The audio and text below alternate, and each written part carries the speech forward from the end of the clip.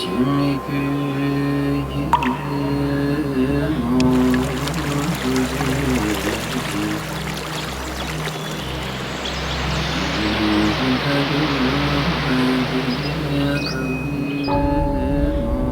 域之上，梵音缭绕；直贡之上，藏香飘渺。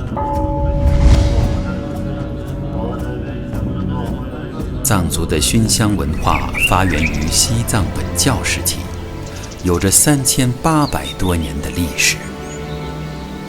直贡藏香由直贡噶举派教主觉巴吉天颂公仁钦贝在1179年以直贡噶举派修药秘法为精髓创立，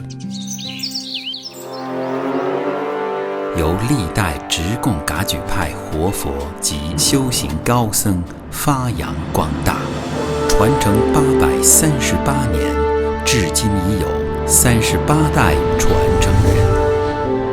2008年，文化部将直贡藏香列入国家级非物质文化遗产保护项目。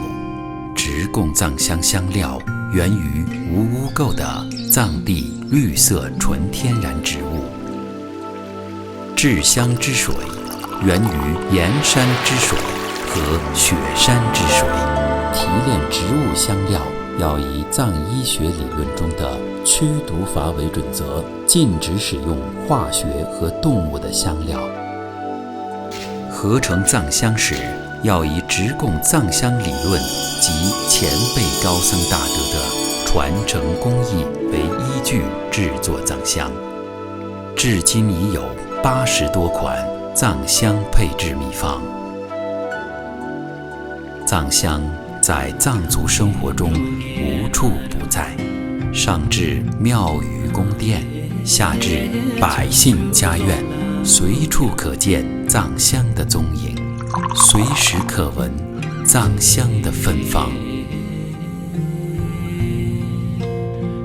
梵音依然缭绕，藏香无尽缥缈。